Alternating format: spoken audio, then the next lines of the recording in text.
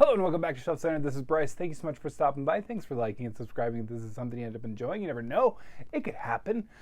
Anyway, we've got our monthly update and then our TBR for November. Here we go, coming up, and let's jump into it. Overall, I did get to 5 books. One of them is a little bit of a cheat, but when I've read multiple 1,000-page plus books in a year, I don't feel bad padding my numbers a little bit, since those count as like 2 to 3 books on their own. I'm okay with it. So anyway, for the month of October, first things first, I did read Red Unicorn by Weston Oakes, and this is one that was a challenge read. I had put up Pile of Family Circus, and it's to the library on legs, and she gave me Red Unicorn, and we've talked about this. There's no hard feelings. I was not the biggest fan. Part of it is you start off and you've got this it's sinister. I mean, and when it relates to kids, ever since I started, having my own kids, it's been anything related to kids, like horror movies, anything, I just can't even do anymore. It's just something in me I can't even take. So anyway, that she didn't know that, and that's on me. So no blame to her. And she's given me so many good recommendations that I will always take on another recommendation. It was just that Red Unicorn didn't quite work for me. The starting point didn't work, and then even just the rest of the story I liked fine. It was fine. But it was also one of those, like, it felt like it really had it had a certain agenda, and I don't even like, even when they agree with me, I just don't want, I feel like it dates a book so quickly, and when it's a certain type of viewpoint and it's just constantly thrown at you as if that's the only righteous way, it gets a little too preachy to me, I guess. And so, and again, whatever. I mean, this is the time of year, right? It's that time of year for political stuff, which I am so happy to be done with here soon. That's the main thing that I'm voting for, is this to be done. Not that you can vote for that, but anyway, so there we go on that one. Then I did read Guns of the Dawn by Adrian Tchaikovsky. This is a read along. We'll be doing a recording of our essentially thoughts on it, our discussion on Guns of the Dawn. Spoiler alert, I freaking loved it. It was great. First, Tchaikovsky was probably a good way to go because it is standalone. That's one of the benefits of it. It wasn't what I was thinking it would be, frankly, though.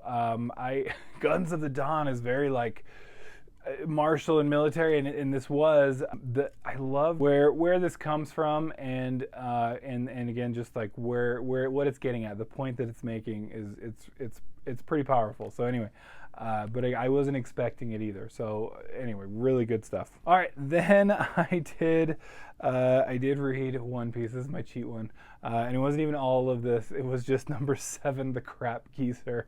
I've been trying to finally catch up with my kids, who absolutely love this stuff. So anyway, like I said, a little bit of a cheat because it's like 200 plus pages of manga, and so that's. Those pages fly by a little faster than fully written out page. Then this is one that I realized I was slacking on my Lev Grossman books. He's just got a new big one out this year, and I am on a list at the library to get that one, but I don't have it yet. But I did find The Silver Arrow, and I did listen to that. It was really well done. It's a really fun book. Definitely, if you have kids or whatever, good one to listen to with them or read with them. It was a pleasant. Anyway, Grossman just does a good job, and it's really fun. This girl asks her rich uncle because he's rich. Hey, could you get me something good? And he gets her a train. Spoiler alert. It's pretty early on. And it happens to be magical, and there's magical talking animals, there's all kinds of stuff, and it's fun. It's a really fun one. I really enjoyed it. And finally, for some reason, I didn't bring the book. I brought all the rest of the books that I have, but not this one. But I do have this other one, Hyperion. No, I didn't read this again for the 3rd time, but I did read Fall of Hyperion because I do plan on being on Technically Mexican for a discussion on that. I believe it's going to be the 11th of this month.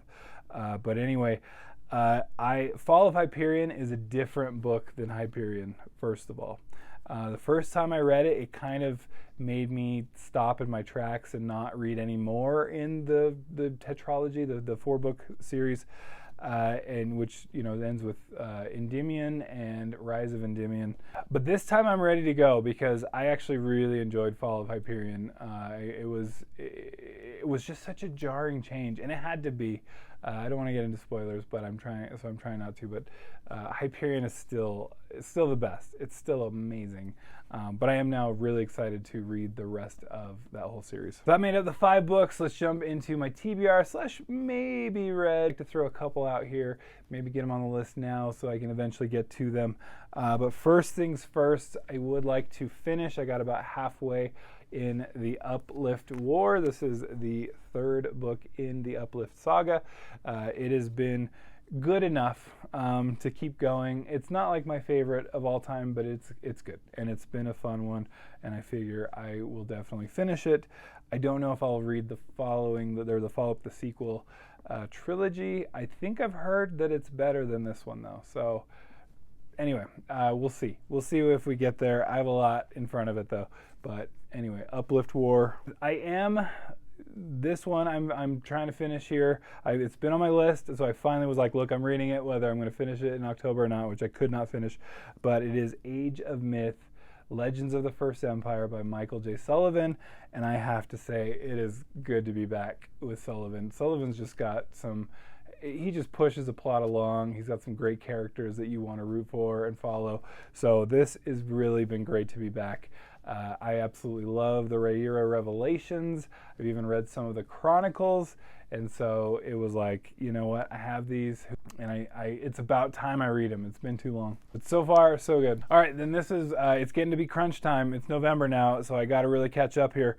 Dawn Shard, I've got to read. Stormlight, and Rhythm of War. So we're doing this, guys. It's not a drill. It's happening. We're going to read this, and I'm going to be ready for Wind and Truth in December. So I'm very excited for that.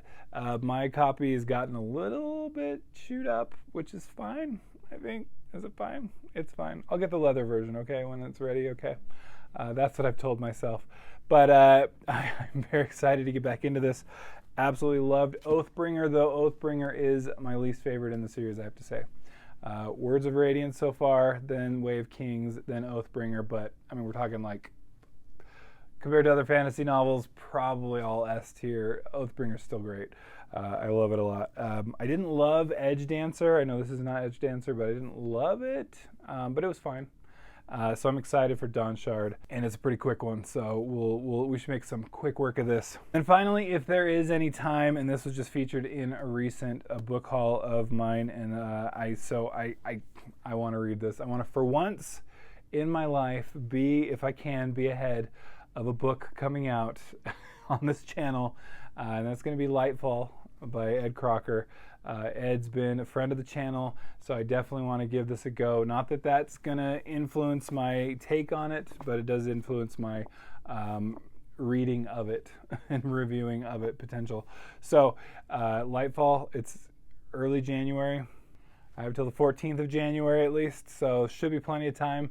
We'll see if I get to it this month, but I really wanted to get it on the list. My daughters always create bookmarks for me, so I'm all about the bookmarks, and they know it, so I always appreciate and use their bookmarks when I can.